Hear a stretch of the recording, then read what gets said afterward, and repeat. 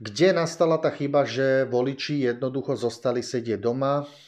Analyzovali sme to, že je to buď syndrom lenivosti alebo akékoľvek iného vplyvu, ktorý jednoducho má za následok, že tí ľudia v dostatočnom počte nešli. Ale my si položíme teraz otázky, na ktoré si poďme spoločne zodpovedať, prečo je referendum neúspešné.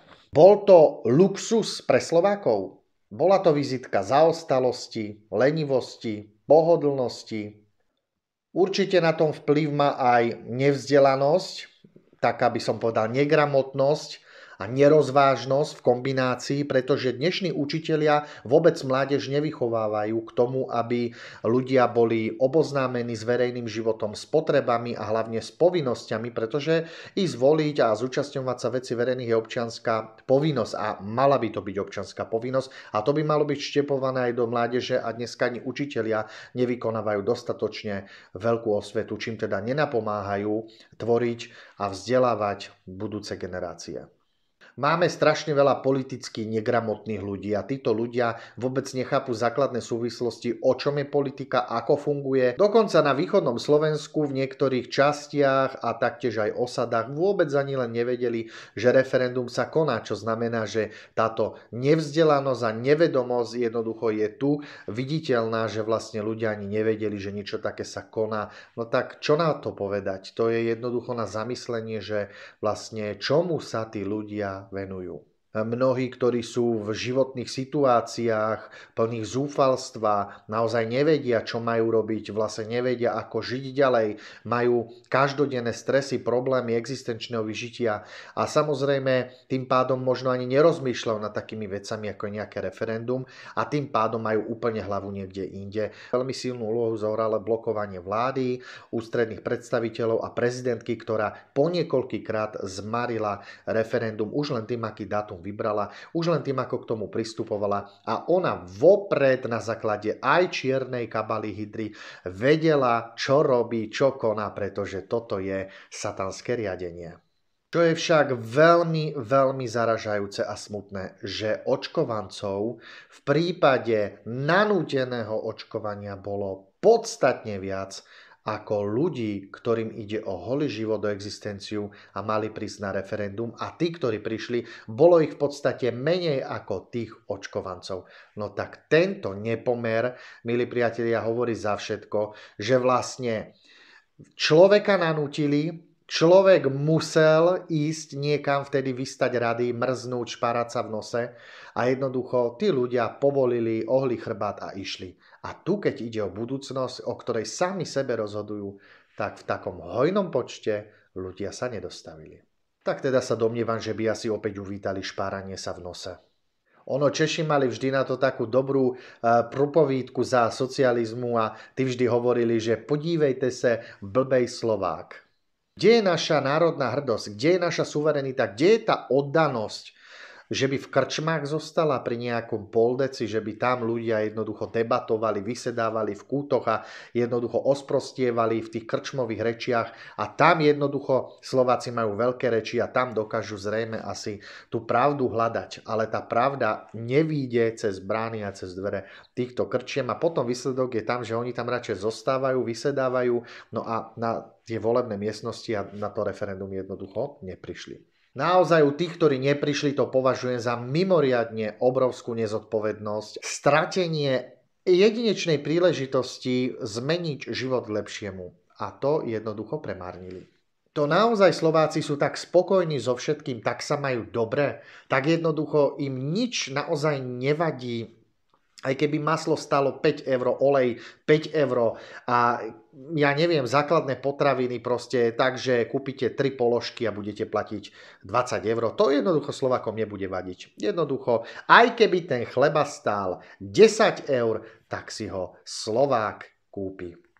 Ach, keby sa nám vrátil ten naozaj výborný sociálny systém, socializmus, ktorý bol naozaj zlatými časmi, radosti, žiť, byť spokojný, mať pokoj a hlavne sme žili v kľude.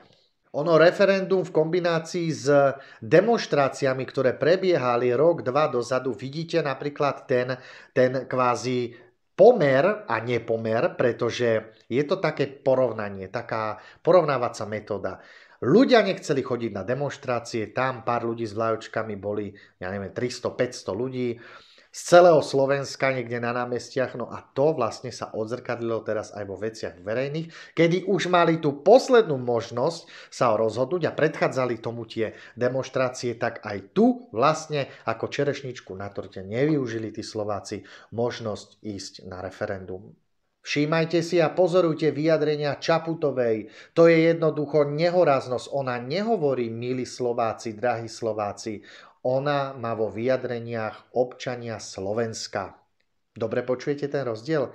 Slováci, Slovenky a občania Slovenska. Čiže každý je len radový občan štátneho zriadenia Slovenska, ktoré vlastne sa pretvára na Ukrajinsko.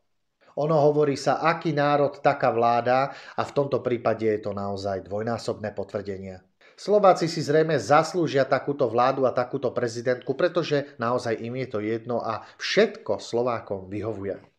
Žiadnym spôsobom sa nechcem dotknúť tých skoro 200 000 ľudí, ktorí majú rozum, ktorí pochopili zmysel zmeny, ktorá je nutná na to, aby sa v spoločnosti veci dali do pohybu, ale ja teraz apelujem naozaj na tých, ktorí sa v tomto videu nájdu a neboli. Je to čisté zrkadlo a vizitka a vysvedčenie pre týchto ľudí, takže hľadajme tých, ktorí voliť neboli a vyčistíme im žalúdok. A teraz jedno zamyslenie. Viete, kedy sa Slováci spamätajú? Ja vám to poviem. Vtedy, ak nastane chvíľa, kedy aj Slovensko bude vtiahnuté touto vládou a touto zvyškovou prezidentkou do vojny, do vojnového stavu a vtedy začnú chlapov povolávať jednoducho do boja, do prvej línie, možno na Ukrajinu a možno niekde k susedom. A to uvidíte, čo to bude. Ono to dojde aj k nám a uvidíte, že potom tí chlapi aj z tých krčiem jednoducho budú nútení vyliesť a ísť na základe povolávacích rozkazov do prvej línie a vtedy sa Slováci spamätajú, no lenže vtedy už bude, milí moji, neskoro. Skoro 2/3 obyvateľstva Slovenska má štokholmský syndrom. Keďže je to nadlho, tak si ten štokholmský syndrom naštudujte. Dve veľké metropoly, Bratislava a Košice, absolútne najnižšia účasť na celom území Slovenska. A to preto, pretože aj Bratislava a Košice boli v najväčšom zastúpení očkovancov a tým pádom sa ukazuje mentalita a myslenie ľudí, že hovorí sa ďalšie jedno pekné porekadlo, že na Slováka platí jedine jedno. Veľký bič a malý dvor. No a ešte k tomu, pokiaľ ten veľký bič drží v ruke maďarský vicišpán. Každý má len reči a skutek utek. A tak to vypadalo aj pri referende, že vlastne všetci len rozprávali a tí, ktorí rozprávali, tí vlastne ani len nešli. Starí hovoria, že nejako dožijú, ale čo tí mladí? No nič, milí priatelia, tak to bola taká krátka analýza toho, že ako to vnímam ja, ako to vnímajú ľudia, ako to vníma spoločnosť a už si urobte o tom uzávery vy sami. Napíšte do komentárov, čo si myslíte, kde nastala tá spoločenská chyba, že ľudia proste ignorujú všetko. Je im všetko jedno a povedia si, veď nejako bude. Zatiaľ máme ešte aspoň na tú polievku. Ale niekto by možno tú polievku robil z vodky, napríklad taký Edo, nejaký koktail. Ale samozrejme, za chvíľku ani to jedlo nebude, milí priatelia. Pretože ceny budú také drahé, také extrémne, že skutočne človek bude zvažovať, čo do nákupného košíka dá. A ono vlastne sa to už deje aj dnes. Takže pekné zamyslenie, milí Slováci a Slovenky. Zajtra som tu opäť s vami. Dovidenia.